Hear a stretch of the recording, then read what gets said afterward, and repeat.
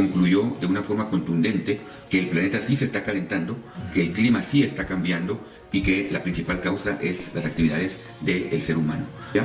Y desafortunadamente los modelos indican que cada año va a ser peor y peor. Ese aumento de temperatura trastorna los ciclos de lluvia. Entonces tenemos áreas extremadamente secas y áreas extremadamente lluviosas, o periodos muy secos durante el año y periodos muy lluviosos.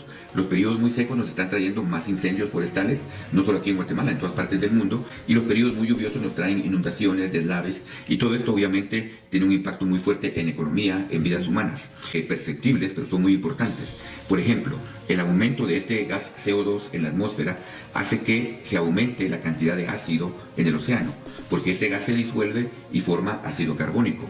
Y cuando tenemos más ácido en el océano, lo que resulta es que la acidez del océano aumenta y eso empieza a afectar todo el ecosistema, especialmente ecosistemas muy frágiles como los arrecifes de coral, como los que tenemos aquí en Guatemala. Luego viene la época seca, que se hace muy seca, más seca de lo normal. El año pasado fue un ejemplo de eso. El mes de mayo del año pasado fue el más seco en la última década, y eso nos trajo una serie de incendios forestales que incluso empezaron a degradar la calidad de aire de la ciudad de Guatemala. La seguridad alimentaria se ve muy afectada por el cambio de lluvia, la pérdida de cosechas. Esto se soluciona con sistemas de riego, almacenando agua, porque agua todavía tenemos suficiente. El problema es que nos está cayendo toda de junta y nos deja mucho tiempo en sequía. Entonces hay muchas acciones que el Ministerio de Agricultura puede hacer, que el Ministerio de Energía puede hacer, que el INAP puede hacer, que el mismo Ministerio de Ambiente puede hacer. Que el cambio climático no es la causa original de la inseguridad alimentaria. Ya vivíamos en un país de inseguridad alimentaria, ya vivíamos en un país de pobreza, de problemas, y lo que está haciendo el cambio climático es aumentar o exacerbar esa vulnerabilidad. Exacto. Nosotros en mayo teníamos siempre el inicio de las lluvias y prácticamente la cosa funcionaba como un reloj. Venía mayo y empezaba a llover. Tanto así que tenemos el famoso dicho de que te esperaba como agua de mayo. ¿Verdad? Pero hemos visto en las últimas décadas y especialmente en los últimos años que la lluvia de mayo está desapareciendo. Y eso obviamente crea un problema para los agricultores, porque el agricultor estaba ya acostumbrado a sembrar en abril sabiendo que en mayo llovía.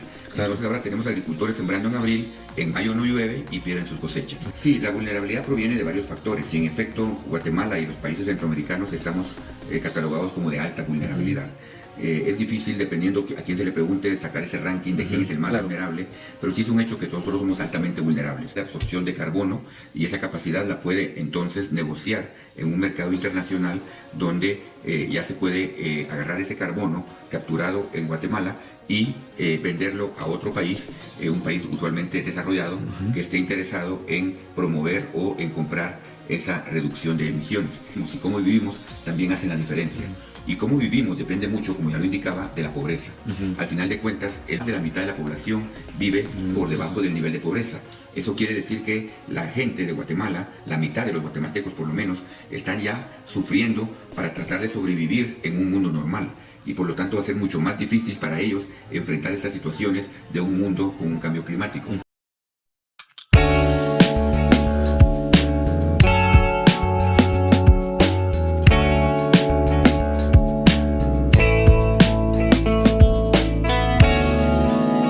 Bienvenidos a otro episodio de Otra Perspectiva Podcast. El día de hoy estamos con el viceministro de Recursos Naturales y Cambio Climático, el doctor Edwin Castellanos. Con él cerraremos esta serie que hemos denominado Ambiente y Cambio Climático y consideramos que este tema de cambio climático era fundamental abordarlo en esta serie, y haciendo las consultas pues nos indicaron que la persona más apropiada era el doctor Edwin Castellanos, quien, como ya señalé, ejerce actualmente como viceministro. Él, en lo profesional, es licenciado en Química de la Universidad del Valle de Guatemala y también ha cursado una maestría en Química Analítica en la Universidad de Michigan, y de igual manera presenta un doctorado en Química Ambiental de la Universidad de Indiana, ambas de Estados Unidos.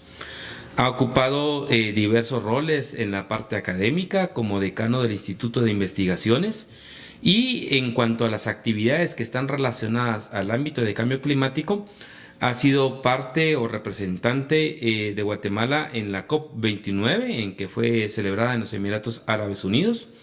Ha participado como juez de selección de proyectos para reducir la contaminación por el plástico en diferentes iniciativas promovidas por la Universidad del Valle. ha participado en la conferencia Ruta para la Adaptación del Cambio Climático en Guatemala y de igual forma ha participado en diversas sesiones del panel intergubernamental de expertos de cambio climático. Es un honor, doctor, tenerlo aquí presente, viceministro. Agradecerle por su tiempo. Para quienes nos están viendo y escuchando, el viceministro ha venido del interior del país, pero para poder cubrir este evento, porque también va a representar a nuestro país a otro evento, entiendo yo, que está vinculado a este tema en Brasil. Sí, salgo mañana para Brasil, para la COP30. Ok, correcto. Pero bueno, entonces, viceministro, muy agradecido por darnos ese espacio y este tiempo para poder conversar sobre este tema. Quiero comentarle que este es el quinto episodio de esta serie. Ha participado en el primero, estuvo Maco Cerezo. Luego, de igual manera, estuvo el gerente del INAF para ver la parte de lo que era los desafíos en cuanto al tema de la cobertura forestal en el país, juntamente con el ingeniero Javier de Paz. Tuvimos a la diputada Karina Paz para poder abordar el tema de la agenda legislativa ambiental. Y el cuarto episodio fue con Jan Samayoa de la Alianza Motagua con relación al tema de los desechos sólidos.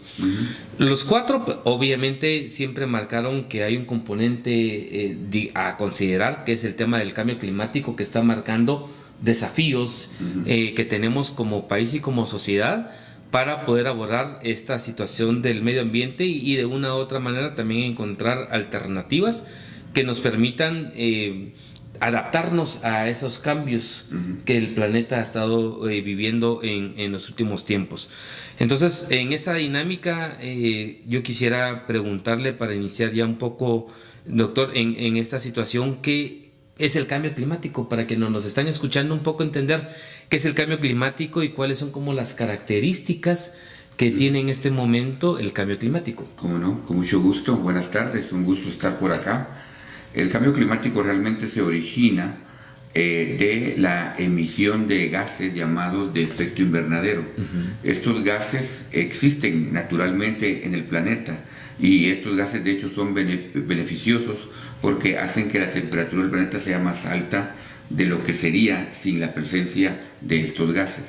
Estos gases incluyen el CO2, por ejemplo, es uno de los más importantes, el metano, óxido nitroso, hay varios de ellos. El problema es que las actividades humanas, especialmente la quema de combustibles fósiles, la quema de petróleo, libera exceso de CO2 a la atmósfera. Otras actividades como la agricultura pueden liberar óxido nitroso. Actividades como el cultivo de arroz pueden liberar metano. Así que hay muchas actividades del ser humano que liberan exceso de estos gases. Cuando tenemos muchos de estos gases en la atmósfera, lo que ocurre es que hay una mayor capacidad de la atmósfera de capturar calor. Esto es lo que se llama el efecto invernadero. Entonces, si tenemos más capacidad de capturar calor, la temperatura del planeta aumenta. De hecho, la temperatura del planeta ha aumentado ya más de 1 grado centígrado en el último siglo. Esto es lo que se conoce como calentamiento global. Entonces, todo el planeta se está calentando. Eso ya de por sí es malo. Pero más allá de ese calentamiento, el problema es que ese cambio de temperatura hace que los patrones de lluvia varíen en extremo. Entonces, en algunos lugares está lloviendo más de lo normal y en otros lugares está lloviendo menos de lo normal. Más allá de eso, tenemos de que las temporadas de lluvia, especialmente aquí en Guatemala lo hemos visto, se ponen cada vez más intensas, llueve muy intenso. Pero las temporadas de sequía se ponen también más intensas. Cuando deja llover, se pone muy seco y tenemos deficiencia de agua. Este es exactamente el cambio climático. Entonces, en resumen, podemos hablar de que el cambio climático se deriva del calentamiento global y es básicamente la variabilidad normal del clima, pero llevada a un extremo precisamente por este cambio de temperatura.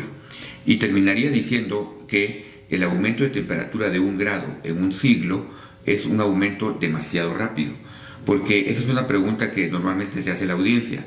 Bueno, pero si la temperatura del planeta siempre ha cambiado, hemos tenido edades de hielo, hemos tenido periodos calientes, pero en esos cambios naturales el cambio ocurre mucho más lento. normalmente 1 grado centígrado debería tardarse por lo menos 1000 años en ocurrir. Claro. Entonces estamos elevando la temperatura del planeta 10 veces más rápido, y eso es lo que no es normal, y esto es lo que es derivado de las acciones del ser humano, y es lo que queremos contrarrestar a través de diferentes acciones que se discuten en estas conferencias, en esta COP que ya está ocurriendo ahora en Brasil, y la cual yo voy a atender el día de mañana. Y en esta línea, la pregunta siguiente sería sobre qué medidas o qué instrumentos internacionales se han ido adaptando para enfrentar el cambio climático. Sí, este problema fue identificado ya desde finales del siglo pasado. Se convocó a una serie de expertos que son las que forman este panel que usted mencionó, el panel intergubernamental de cambio climático, conocido como IPCC, por sus siglas en inglés. Este panel se reunió a finales del siglo pasado y dio esa advertencia de que el planeta se estaba calentando más rápido de lo normal y que era debido a las actividades humanas. A raíz de este informe, de este panel, entonces se creó lo que se llama la Convención Marco de Cambio Climático. Esta Convención Marco fue firmada en Río de Janeiro y es uno de los 3 grandes tratados que existen a nivel mundial. Este es sobre cambio climático, el segundo es sobre biodiversidad y el tercero es sobre desertificación. Entonces, esta conferencia de cambio climático, que se llama Convención Marco de Cambio Climático, se trabaja en el marco de Naciones Unidas, y el mandato principal de esta convención o este acuerdo internacional es buscar reducir la emisión de estos gases contaminantes para que entonces no siga aumentando la temperatura. Para eso es que nos reunimos anualmente, para negociar cómo se va a lograr reducir la emisión de estos gases contaminantes. Ahora, obviamente esto ha marcado una alerta a nivel mundial a los gobiernos, activistas, pero de igual manera, doctor, hay actores, sobre todo en los últimos tiempos, diríamos más o menos, y diría yo tal vez unos 10 años hacia atrás, que niegan este efecto de cambio climático, y hay una serie de teorías negacionistas al tema del cambio climático y que determinan que esto es un invento, es una farsa. ¿Qué valoración tendríamos frente a esos actores que de una u otra manera, frente a evidencias, porque digamos hoy vemos los ciclones, vemos las tormentas, vemos la sequía, digamos hay efectividad en cuanto a que sí hay daños en el ambiente hacia el tema del cambio climático, pero ¿qué valoración tendríamos con relación a estos actores que se niegan a estas circunstancias? Sí, en primer lugar es importante indicar que este panel de expertos, el IPCC, ha continuado trabajando, ahora lleva ya más de 30 años de trabajar, y ha generado una serie de informes. El último fue el 6º informe. En ese informe yo tuve el gusto de participar como representante de la región centroamericana, y en estos informes lo que se hace es recopilar toda la evidencia científica, y este último informe, el 6º, concluyó de una forma contundente que el planeta sí se está calentando, que el clima sí está cambiando y que la principal causa es las actividades del ser humano. Entonces, en ese sentido, tenemos una evidencia clara, científica, de que esto no es un fenómeno natural. Ahora, ocurre que hay mucha gente que puede negar esta situación. Podría ocurrir por diferentes circunstancias. Una es por desconocimiento, porque no entienden esta ciencia que se está tratando de explicar, pero realmente la razón principal de que muchas personas nieguen esta situación del cambio climático es que la causa principal del problema es la quema del petróleo. Entonces, la solución principal del problema es dejar de quemar petróleo. Ahora, resulta que en los últimos 150 años la economía del planeta ha estado basada en el petróleo. Básicamente todo nuestro desarrollo económico, industrial, se basa en quemar petróleo. Entonces, dejar de quemar petróleo es algo que va a cambiar y que está cambiando profundamente la forma en que el planeta opera. Eso hace de que no sea tan fácil dejar de hacerlo. ¿Ya? Hay países que basan toda su economía, como los países del Medio Oriente, en el petróleo. Entonces imagínense, todos estos países se han vuelto multimillonarios por el petróleo extraído. Si les decimos, miren, ya no más petróleo, ellos obviamente van a decir, ¿y por qué? Si es mi fuente de ingresos. Entonces, realmente, desafortunadamente, como la causa del problema es el petróleo, principalmente, entre otras, y ese petróleo es la base de la economía, está siempre esa presión de decir no podemos afectar la economía. Si afectamos la economía dejando de quemar petróleo, eso va a causar más problemas de lo que está causando el cambio climático. Y eso no es cierto, porque realmente podemos dejar de quemar petróleo, y tenemos que hacer es buscar una fuente alternativa de energía. Ahí es donde viene todo el tema de las energías renovables. Claro. Porque el petróleo no es renovable. El petróleo también es importante entender que tarde o temprano se va a terminar.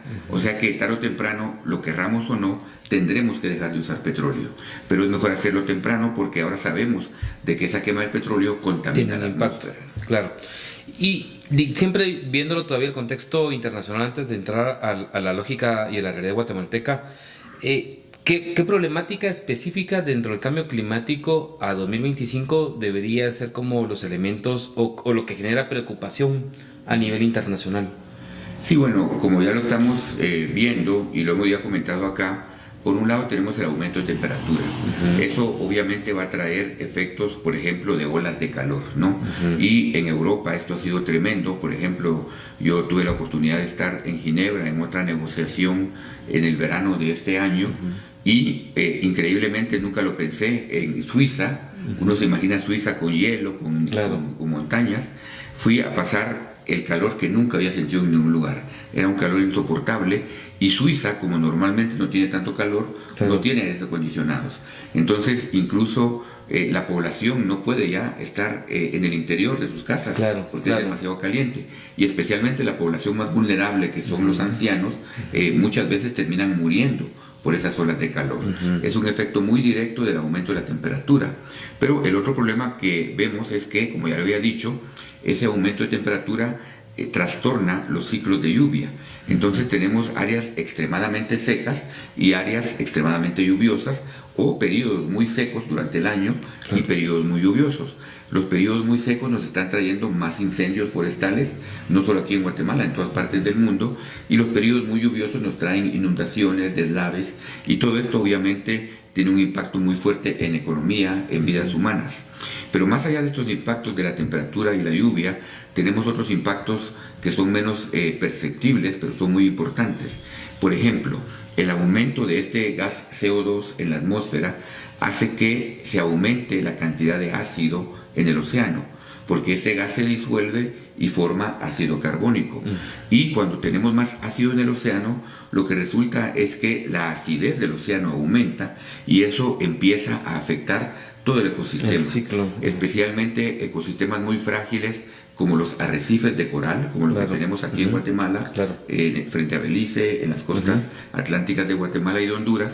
Esos arrecifes se ven muy afectados por este aumento de acidez.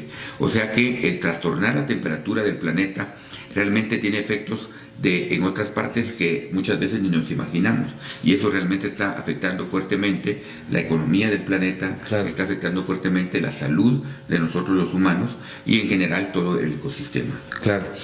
Ahora, viceministro, en el caso ya de Guatemala, y tratando de ir como haciendo una valoración también de aciertos y desaciertos, un poquito en el tema de lo que se ha hecho, y ya luego miraremos ahorita qué es lo que se está planteando o priorizando directamente en la gestión de esta administración.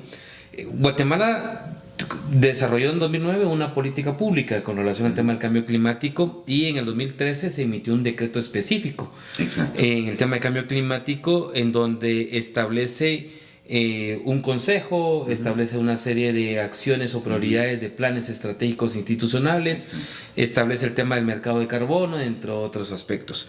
En esa ruta, desde su perspectiva, viceministro, ¿qué resultados cree usted que hemos obtenido ya con esa, no solamente la normativa, sino también algunos elementos de institucionalidad con relación a cómo ir atendiendo o enfrentando esas vulnerabilidades que nos da el cambio climático?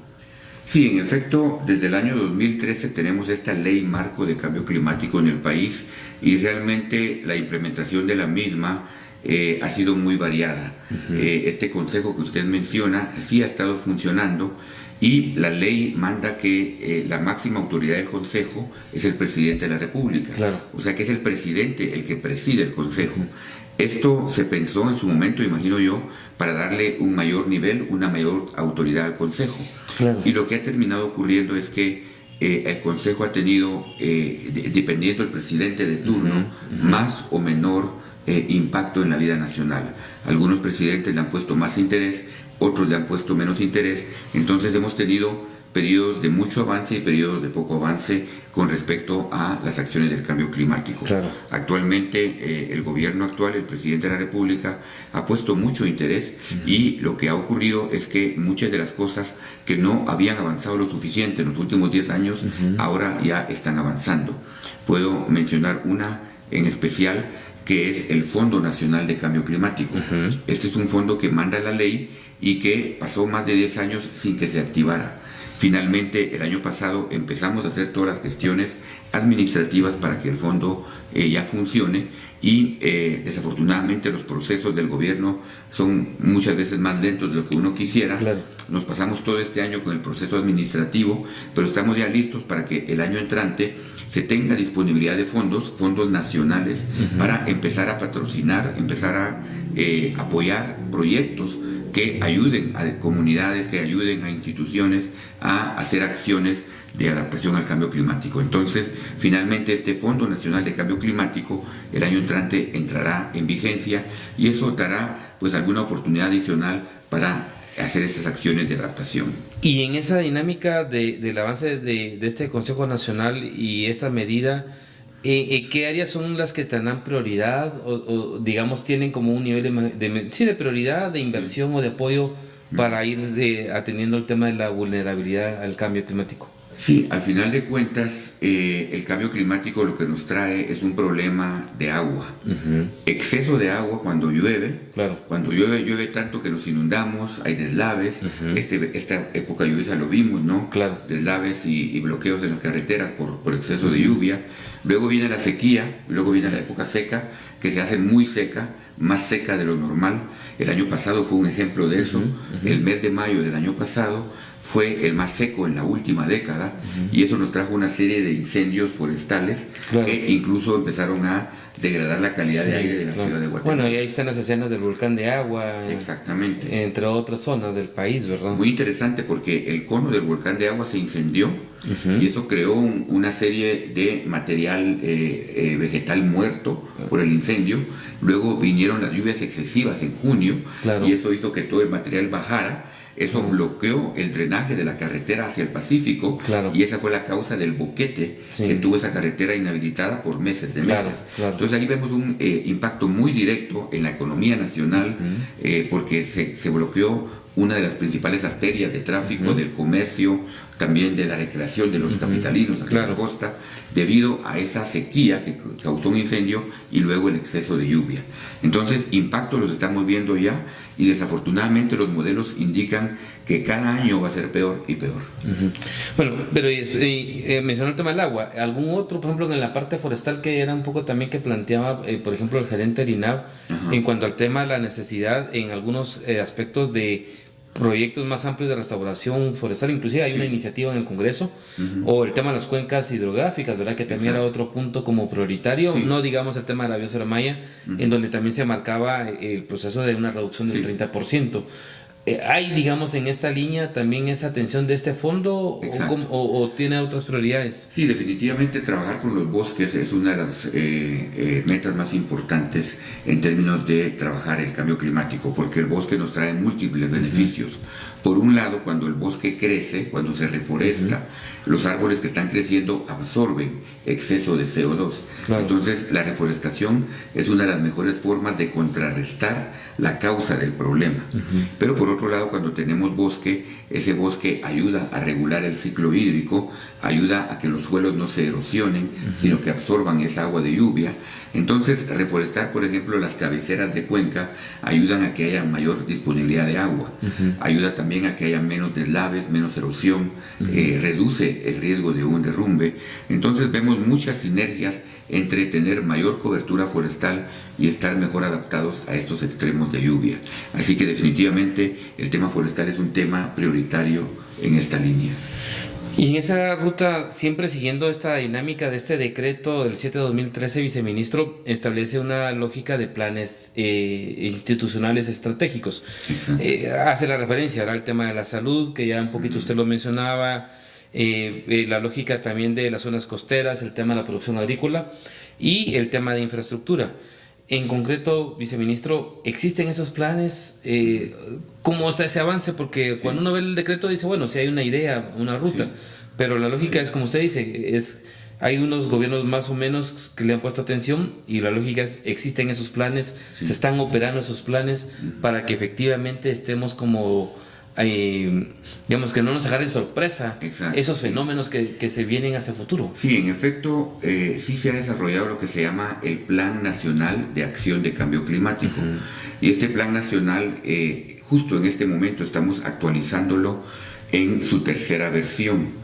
Pero en efecto, la primera y la segunda versión de este plan sí tuvo algún efecto, aunque no lo suficiente, para cambiar nuestra capacidad de adaptarnos hacia el cambio climático. Entonces, sí hemos logrado desarrollar un plan, pero no siempre se ha implementado o ejecutado como debería de ser. El objetivo, ahora que estamos actualizando esta tercera versión del plan, es que este plan sí tenga un impacto mayor en, por ejemplo, el presupuesto nacional. Lo que quisiéramos es que este plan sirva para que las instituciones de gobierno tengan por lo menos una idea de qué tipo de acciones podrían hacer. Hablábamos de Claro, reforestación, hablábamos de manejo del agua. Algo que no mencionamos, por ejemplo, la seguridad alimentaria se ve muy afectada por el cambio de lluvia, claro, la claro. pérdida de cosechas. Esto se soluciona con sistemas de riego, almacenando agua, porque agua todavía tenemos suficiente. El problema Claro. es que nos está cayendo toda de junta y nos deja mucho tiempo en sequía. Entonces hay muchas acciones que el Ministerio de Agricultura puede hacer, que el Ministerio de Energías puede hacer, que el INAP puede hacer, que el mismo Ministerio de Ambiente puede hacer. Entonces el plan lo que hace es hacer una hoja de ruta de trabajo, pero el problema es que no ha incidido fuertemente en la ejecución presupuestaria. Queremos que este plan que estamos actualizando ahora se complete en su mayoría antes de abril del año entrante, porque lo que queremos es que el plan se acople de la mejor manera posible a la formulación presupuestaria del 2027, porque en la medida en que las acciones tengan presupuesto asignado, en esa medida van a ejecutarse, y de esa forma tendremos un plan que realmente se transforme en acciones y no simplemente en buenas intenciones. Ahora, en esta dinámica, viceministro,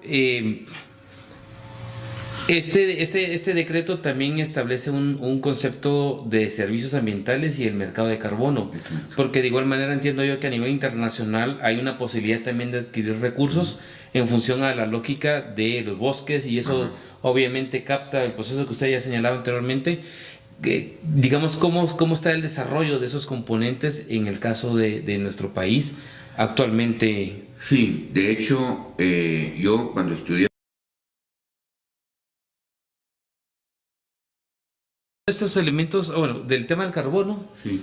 me Sí, decía... en efecto,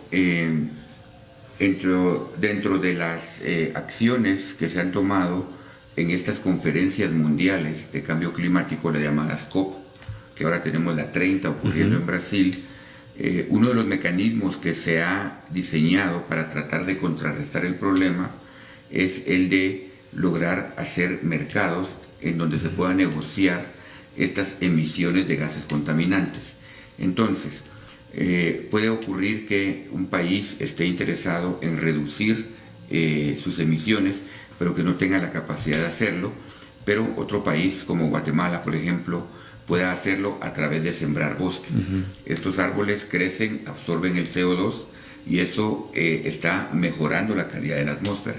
Lo que hace Guatemala entonces es ganar esa capacidad de absorción de carbono y esa capacidad la puede entonces negociar en un mercado internacional donde ya se puede agarrar ese carbono capturado en Guatemala y venderlo a otro país, un país usualmente desarrollado que esté interesado en promover o en comprar esa reducción de emisiones. Ese es en términos generales el concepto de los famosos bonos de carbono y pues Guatemala ha estado desde hace mucho tiempo activo en esta búsqueda de lograr negociar y vender estos bonos. Yo tuve la oportunidad de trabajar en mi doctorado en Estados Unidos, el estudio de cómo los bosques absorben carbono.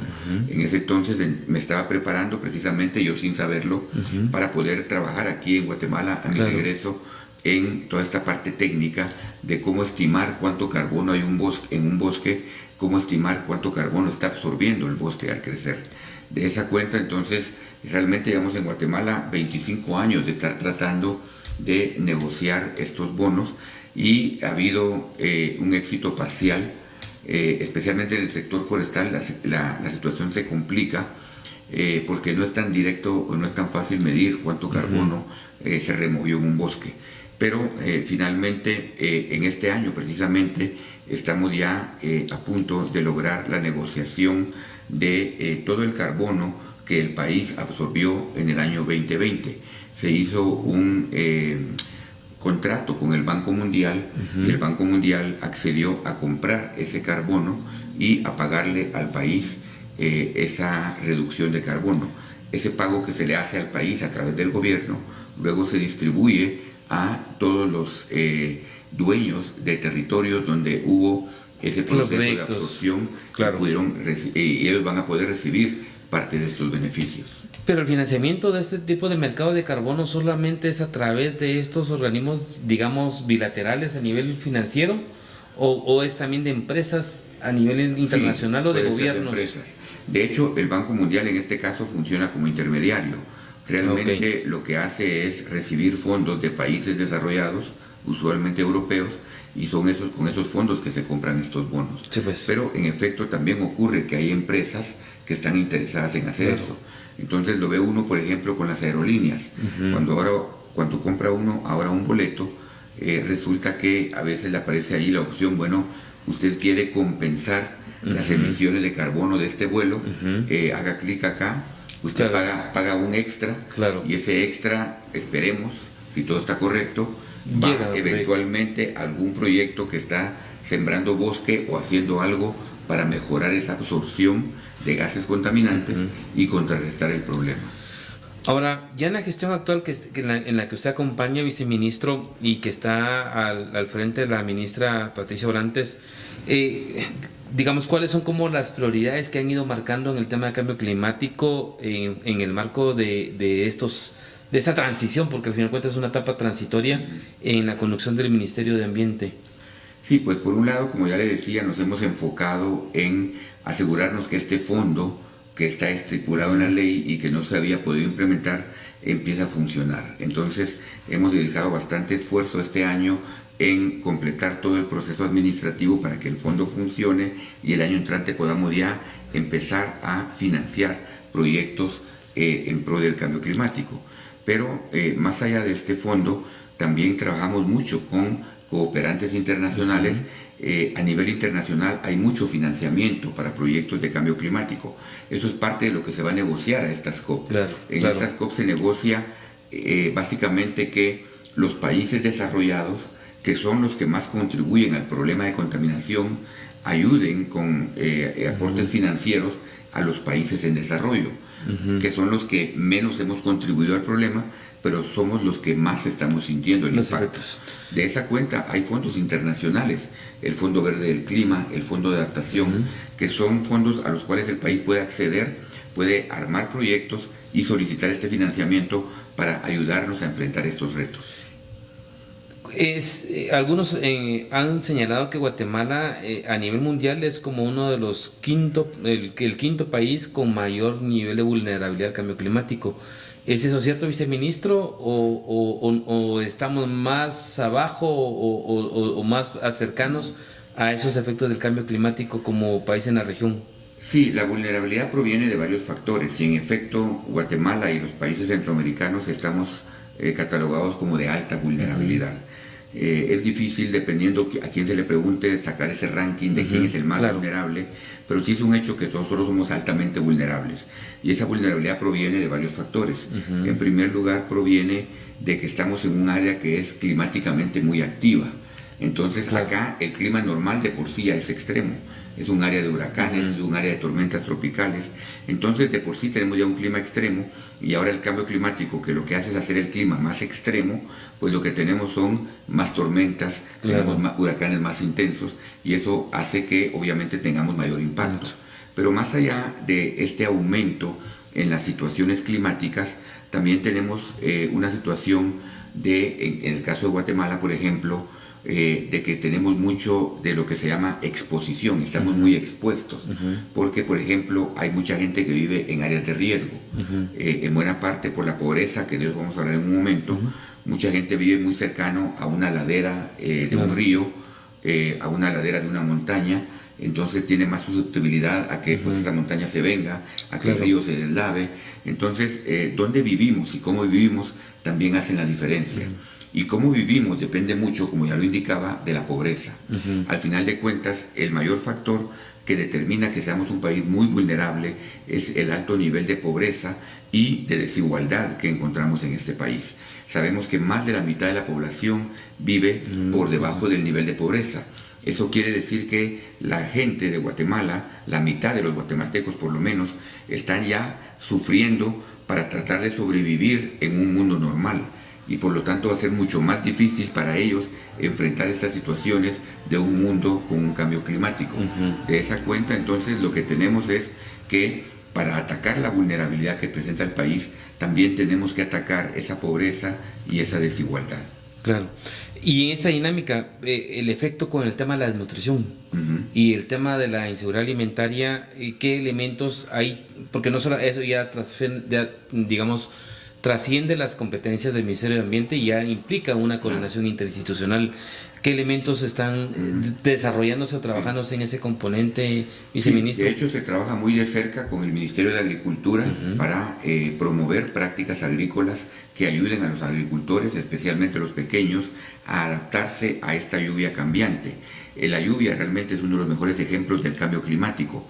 Nosotros en mayo teníamos siempre el inicio de las lluvias, y prácticamente la cosa funcionaba como un reloj. Venía mayo y empezaba a llover.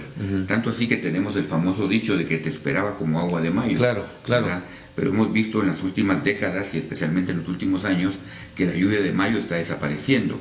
Y eso obviamente crea un problema para los agricultores, porque el agricultor estaba ya acostumbrado a sembrar en abril sabiendo que en mayo llovía. Claro. Entonces ahora tenemos agricultores sembrando en abril, en mayo no llueve y pierden sus cosechas. Entonces el tema de inseguridad alimentaria definitivamente aumenta y eso es importante de indicar, de que el cambio climático no es la causa original de la inseguridad alimentaria. Claro. Ya vivíamos en un país de inseguridad alimentaria, ya vivíamos en un país de pobreza, de problemas, y lo que está haciendo el cambio climático es aumentar o exacerbar esa vulnerabilidad. Exacto. Claro. Sí, bueno, le cuento que después de esta serie, cabalmente vamos a trabajar una serie con el tema de algunos expertos en el tema de seguridad alimentaria y de nutrición, ¿verdad? Por la lógica también del impacto que tiene en nuestro país. Pero bueno, avanzando por el tiempo, viceministro, el tema dentro de la lógica del decreto 7-2013 establece un componente del ordenamiento territorial que tiene que ver con el tema de los municipios. Y este elemento tiene que ver con relación al tema de desastres, pero también de ordenamiento territorial. ¿Cómo está ese proceso de armonía para que los municipios también ejerzan estos procesos de ordenamiento territorial para no caer en estos riesgos de vulnerabilidad? Sí, precisamente a esa hora cuando es más importante que los municipios, que los alcaldes realmente implementen y tengan ese plan de ordenamiento y que busquen evitar que la población se asiente en lugares de alta vulnerabilidad. Existen ya mapas de vulnerabilidad del país, de lugares donde no tendría que estar viviendo la gente, pero desafortunadamente por situaciones históricas, especialmente de pobreza, esas áreas marginales están siendo habitadas por personas con muy pocos recursos. Y ahí es donde tenemos el problema de estos impactos negativos cuando viene una tormenta, cuando viene una lluvia muy intensa. Entonces, definitivamente, el buscar evitar poblar áreas de alto riesgo es importantísimo. También es muy importante el buscar mantener la cobertura forestal, como ya lo decíamos. Eso ayuda mucho al tema de la erosión, al tema de la absorción de agua, al tema de la reducción del riesgo de deslaves, mantener cobertura forestal en áreas de cabecera de cuenca, en áreas muy empinadas.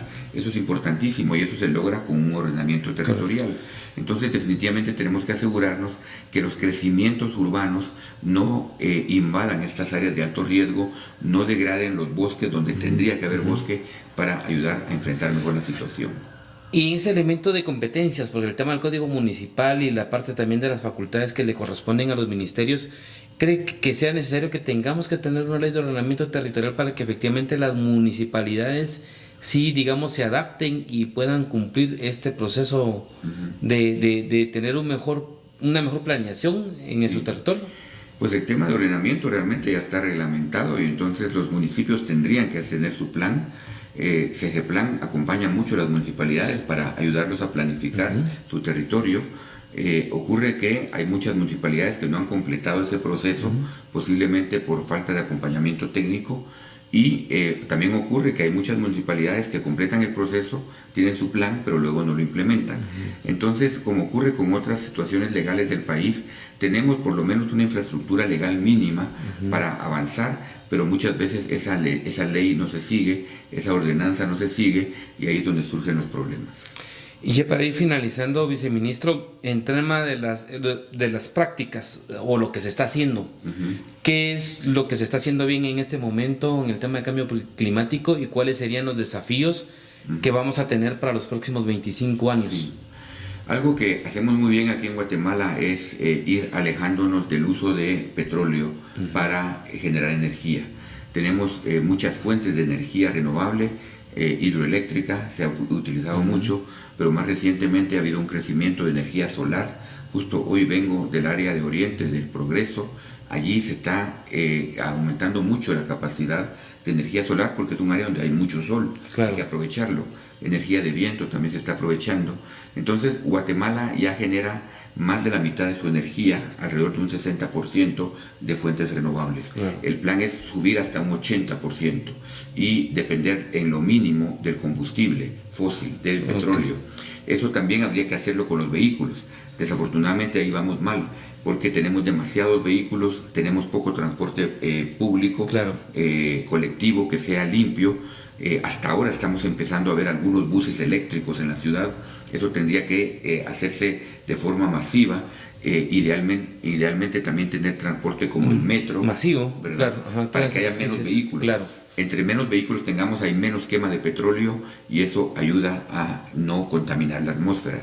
Entonces, mejorar en el tema de transporte lo tenemos. La dinámica de lo que señalaba, el tema es agua, energía, transporte público, para reducción, agricultura también, y el otro tema muy emergente que es importantísimo atender es el tema de salud pública. Porque resulta que hay enfermedades, especialmente las llamadas enfermedades transmitidas por vectores, como el zancudo, el mosquito, que están aumentando su rango de acción. Enfermedades como el dengue, como la malaria, que antes únicamente ocurrían en áreas muy calientes, ahora están ocurriendo en áreas de montaña porque la temperatura está aumentando. Entonces esas epidemias y esas situaciones endémicas que vemos ahora con el dengue aquí en la capital no eran normales anteriormente y están ocurriendo en buena parte por ese calentamiento del planeta. Y ya a nivel de perspectiva, hacia unos 20, 25 años, haciendo estas medidas, que funcione el fondo, que haya el desarrollo de estos planes intergubernamentales, que se aplique el tema del mercado de carbono, ¿cómo ve Guatemala con relación al cambio climático a unos 20, 25 años? Pues habrá que ser optimista, esperar que lo que se ha avanzado en estos años continúe, porque como le digo, desafortunadamente diferentes gobiernos tienen diferente interés en estos temas, así que habría que seguir trabajando en ayudar a los pequeños agricultores, habría que seguir trabajando en fortalecer los servicios de salud pública, hay que seguir trabajando en que la infraestructura se diseñe con estándares más altos para soportar más lluvia, para soportar tormentas más fuertes. Entonces todo esto requiere de inversión y ahí es donde tenemos que acceder a estos fondos internacionales. Pero esta inversión que se haga ahora va a pagar en el futuro, porque si hacemos la carretera mejor construida, pues va a ser más difícil que tenga esos problemas de deslaves, de rompimiento que ha ocurrido. Entonces, ese es el problema que tenemos que entender, que el cambio climático es un problema de mediano y largo plazo. Tenemos que empezar a actuar ahora para que en el futuro estemos mejor. Pero desafortunadamente, como pensamos y sabemos que actualmente tenemos tantos problemas, muchas veces nos enfocamos en lo de hoy sin pensar tanto en lo de mañana. Y en este caso tenemos que hacer ambos, ¿no? Preocuparnos en mejorar la condición de vida social de la población actualmente, pero también preocuparnos en que estas situaciones cada vez van a ser peores y va a ser más caro cada vez enfrentarlas. En la medida en que invertamos actualmente, en esa medida será más fácil en el futuro enfrentar estos cambios extremos. Ok, viceministro, pues yo le quiero agradecer por el tiempo, por su conocimiento que nos ha permitido compartir en este último episodio de esta serie de Ambiente y Cambio Climático. Lo hemos marcado por la lógica de la importancia y la necesidad que los guatemaltecos estemos enterados, que también hagamos conciencia para que efectivamente las condiciones que tenemos no sean tan complejas hacia las próximas generaciones. Exacto. ¿Algún mensaje final que quisiera compartir con la audiencia? Pues precisamente eso que usted menciona ahora, las siguientes generaciones. Es importante que los niños, que los jóvenes se vayan educando en estos temas, porque al final de cuentas son ellos los que experimentarán el problema más agudo. A medida que pase el siglo, los modelos muestran que el país va a tener menos lluvia cada vez y también se va a ir calentando más. Entonces tendremos que adaptarnos a vivir en un país más caliente y con menos lluvia, y eso le va a tocar enfrentarlo a los jóvenes, a los niños. Así que es bueno que desde ahora en las aulas se hable de estos temas, en las universidades se hable de estos temas, para que tengamos esa población más preparada para enfrentar una situación más adversa de la que estamos viviendo actualmente. Bueno, le agradezco, viceministro, le damos que tenga una buena participación, un buen viaje hacia esta participación en Brasil con esta nueva conferencia de 30. Y al igual como dejarle el espacio abierto para otros temas que sean importantes de repente abordar, pues aquí está el espacio en otra perspectiva, y también de repente que le comente a la ministra por el tema de la ley de aguas. Yo creo que sería importante también que haya después un proceso de socialización, que es otro tema que está vinculado en todo vinculado al cambio climático. Claro, correcto, ¿verdad? Entonces también el espacio para poder compartir los alcances de la iniciativa de la ley de agua. Entonces queremos agradecerle a todos los que nos estuvieron apoyando en esta serie, de igual manera por los apoyos, los comentarios y los aportes. Tenemos 2 episodios adicionales en el tema de esta serie Ambiente y Cambio Climático.